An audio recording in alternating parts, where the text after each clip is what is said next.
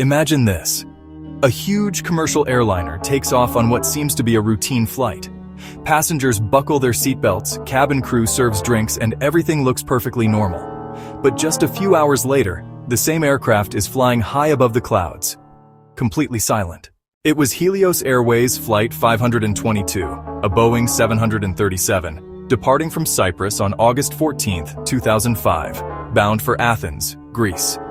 Families, tourists, and crew members boarded the plane without the faintest idea that this would become one of aviation's most haunting tragedies.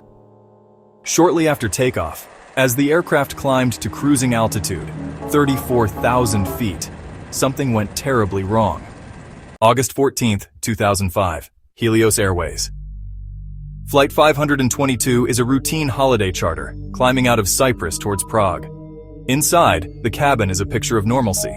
Passengers read, children doze, and flight attendants prepare for service. But an invisible and silent threat is beginning to fill the aircraft. It doesn't announce itself with a bang, but with a whisper. A slow, unnoticed bleed of the precious, pressurized air that keeps everyone alive.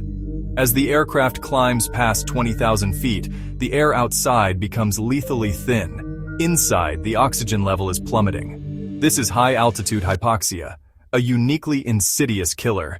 It doesn't cause pain or panic. Instead, it mimics the feeling of drunkenness.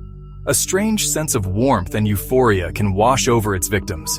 They feel fine, even wonderful, while their brains are being systematically starved of oxygen. The time of useful consciousness at these altitudes is less than a minute. Not enough time to understand what's happening, let alone fight it. For the 115 passengers and 6 crew members aboard Flight 522, the confusion mounted. The pilots, grappling with alarms they couldn't diagnose, were the first to succumb. In the main cabin, one by one, people simply drifted off.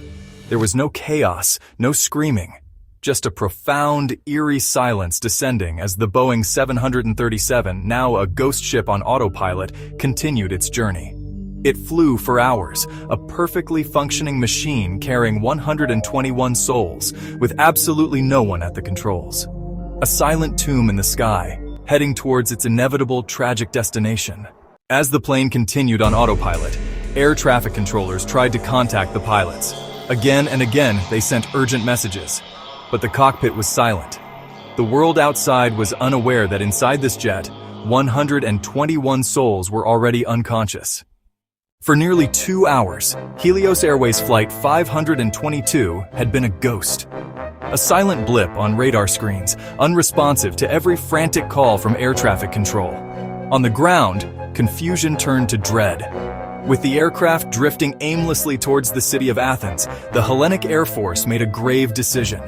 2 F-16 fighter jets roared into the sky, their mission urgent and terrifying. Find out who or what was in control of the rogue airliner. The pilots, flying with breathtaking precision, pulled their jets alongside the massive Boeing 737. They braced for the worst, a struggle, a hijacker. But the reality was far more chilling. Peering through the cockpit window, they saw an image of absolute stillness. The captain was slumped forward, motionless over the controls. The co-pilot was rigid in his seat. The instrument panel was dark.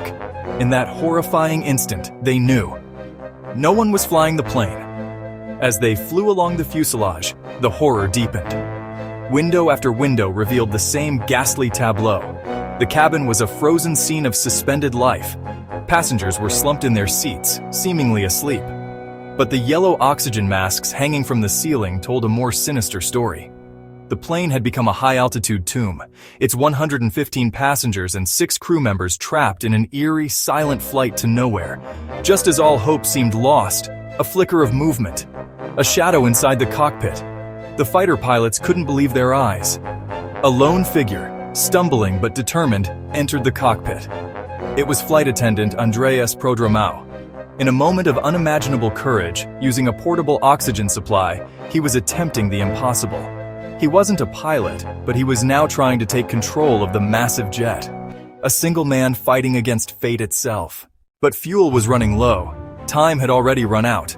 At 12:03 p.m., after flying for nearly 2 hours with no response, Flight 522 ran out of fuel. The ghost plane spiraled downward before crashing into a hillside near Athens. All 121 people on board lost their lives. Imagine a modern passenger jet, a Boeing 737, soaring through the clear blue skies of a perfect summer morning.